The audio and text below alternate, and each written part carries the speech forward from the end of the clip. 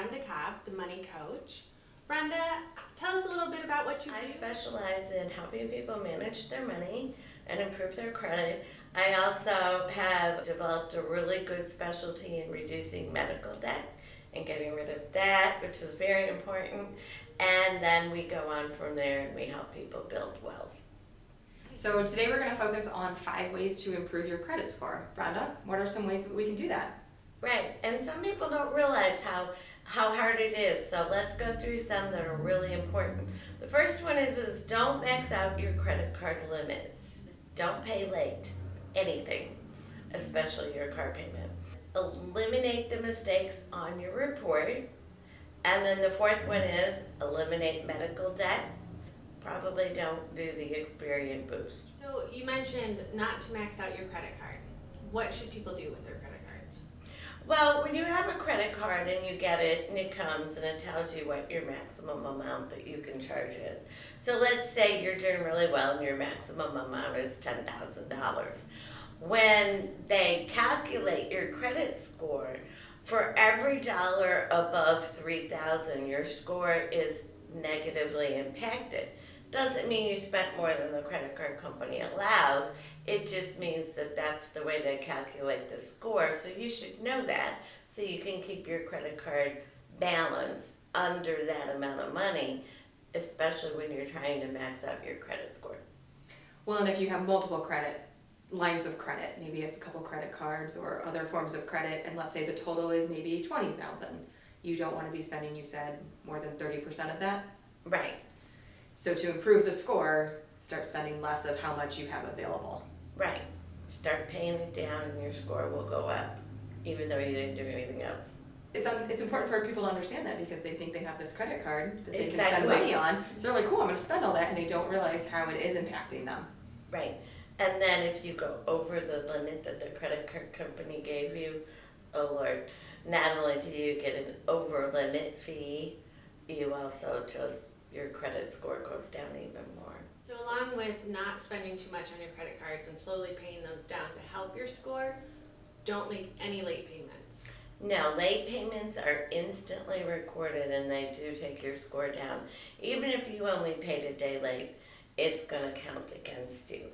So I always say, well, don't pay on the day it's due. Set it up for automatic payment the day before the due date.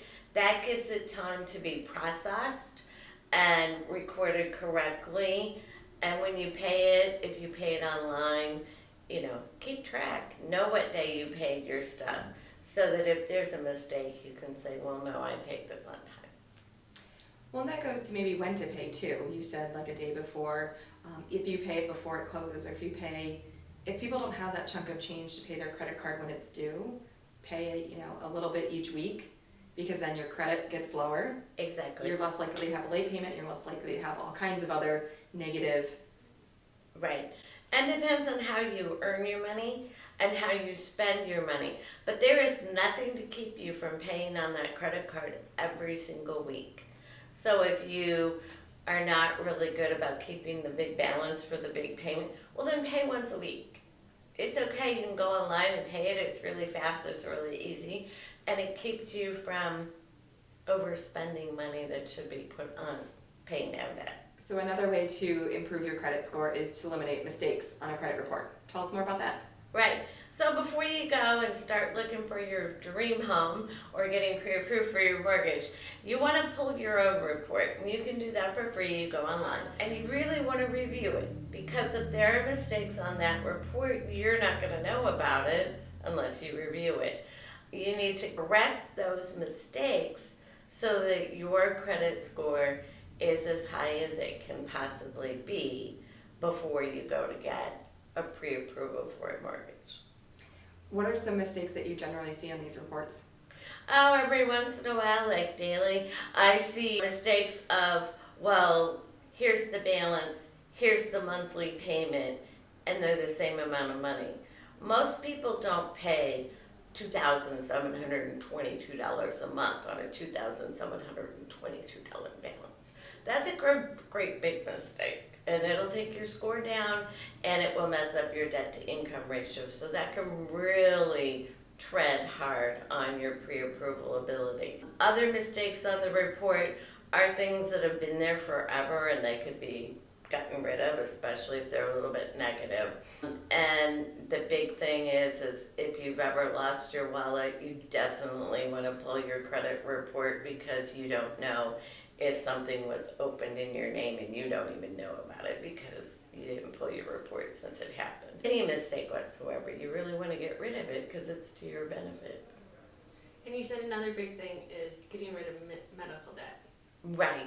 Medical debt is, a huge problem at the moment. Almost 40% of bankruptcies in the United States are caused by medical debt. And a lot of times the medical bills are not correct, but the medical provider doesn't really double check them. They just send them to collections. Once they go to collections, they put them on your credit report. They don't care if they're right or wrong, they just want their money. So they put them on there. And that's a really big thing because every time a medical bill shows up on your credit report, your score goes down by 30 to 40 points. And it could be a medical bill that's only $35 and they'll still do it. So you really want to be cautious about medical debt. If it's already on your report, you may need help getting it off. But if you're getting bills after bills, you want to get rid of them before it goes to collection. And if you need help with that, well then call somebody to help you because going through them and seeing if they're correct or not is not necessarily the easiest job in the world. And I'm sure some of those conversations aren't quick conversations. Hey, this is wrong, will you correct it? Oh yeah, sorry. That's not how it goes, I'm sure. No, it doesn't go that way at all. In some cases it takes 3 or 4 or even 6 letters to get them to fix it. And there's a lot of back and forth of, what needs to be done. But the laws are very, very clear of what the medical care provider is supposed to do. The fact is they just don't necessarily do it because people don't know what the rules are, so they don't insist that they follow them. And they leave that all up to you. So when in doubt, grab somebody to help you out because you may be on very thin ice if you're trying to do it yourself. And they're pros. You might need a little help. And the medical debt doesn't show up on your credit report unless it's gone to collections. In most cases, yes. So how does other medical debt affect your credit score? Does it at all? If it's just a bill that has not yet been paid, because say something just happened a month ago or something, that it's all still going through the process of going to the insurance company and then coming back out to you as a bill. It's not going to affect your credit score at all because it won't be on there.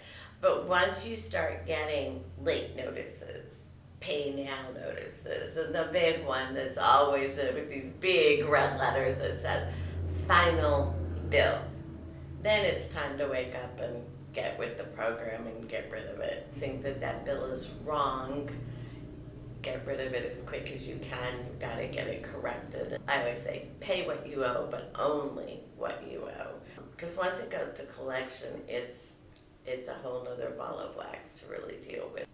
But even on a regular medical bill, sometimes you need help. Sure. Especially if you were in the hospital for a while and you still don't feel good.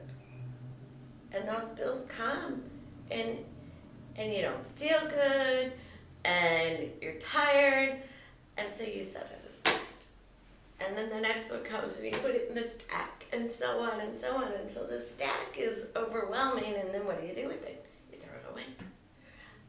Wrong answer. Open it, give it to somebody to help you with it, and say, thank God, that's done. Well, I want one more question about the medical debt and maybe also student loan debt. Do these, if you're paying on them, say you set up a payment plan for your medical debt or you have a payment plan for your student debt, do those count against your credit score at all? No. If you're, like any debt, if you're paying on it as agreed, so you have a payment plan with the hospital or something, That probably isn't even on your credit report because you're making the payments. There's no reason for them to report you. So they don't report you when it can help your credit score. They only report you when it can hurt it. But on student loan debt, if you're making the payment on time every time, that just goes to show that you're doing a good job of paying off your student loans. So that doesn't go against you in terms of your credit score. But if it is an active student loan that you're paying on, it could conceivably affect your debt to income ratio. So that's a different topic altogether of what you're gonna need to do for pre-approval for the mortgage. But right now, most student loans are in forbearance, so they're neutral. Okay. They're not adding to your credit score and they're not taking away from it. And then the last tip is not to do the Experian Boost. I know, I hate to talk out against Experian, they'll not be happy with me. But the fact of the matter is you have to pay for the boost, and most people don't understand what it does. When you pay for the Experian Boost, what they do is they go in and they get all of your utility bills, and they report those on your credit score. If you don't pay for the Experian Boost, your utility bills don't show up on your credit score. Unless, of course, you moved out and left them hanging and they sent that to collection. That's a whole different thing. But regular utility bills do not regularly appear on your credit score. But if you do the boost, they do. Well, here's the catch. It only makes your score go up if you've paid every single utility bill every single month on time. How many of us have done that every single month? Not me. I paid my electric bill a day late this month. Oh no. But I didn't do Experian Boost either, so it's not going to hurt me. At least I paid them, you know. But, so that's why I say you want to be really careful before you choose to do that. Now, once you do the boost, are those on there? That's there on there. Now they're there. You can't unboost. You can't Not get to your my utilities knowledge. off anymore. No, Okay. I have never successfully done that. Can you boost twice? No. Because if that's how they get higher scores or boost your score, and then it's like, well, I want another boost. No. Okay, that makes No. much more sense. If you want another boost, you have to do it yourself by paying things on time and not maxing out your credit cards. Well, Rhonda, thank you so much for joining us. These are some great tips. Hopefully, people who want to improve their credit can take these into account and do so. I hope so too, because really the biggest thing that you want to take from improving your credit, there are a number of people that say it's not important, but it is. Credit Karma did a thing a couple of years ago for people that have a credit score under 650 and they have one mortgage, one loan, and one credit card. That's it, one of each. Over the lifetime of the loan, the credit card, and the 30-year mortgage, they're spending almost $50,000 more in interest than people that have a credit score above 740. So I always, if you see a post online or something for me, and there's this cute little white dog in the picture, and he says, "Mommy says 740 is the magic number," because 740 is the magic number. Well, yeah, because mortgage lenders are going to give you a mortgage based on your credit score. Right. So the lower it is, things will change. So the higher you can get it, the better overall, and even for a lifetime then. Right. And, you know, pretty much once the mortgage rate is set, it's usually fixed, not always, but usually fixed. And, you know, then you have to go through the whole thing all over again if you want to refinance it. And that gets expensive too, you know, so you have to be really careful. So start out right the first time and do all that before you go to do your pre-approval, and things will go so much more smoothly.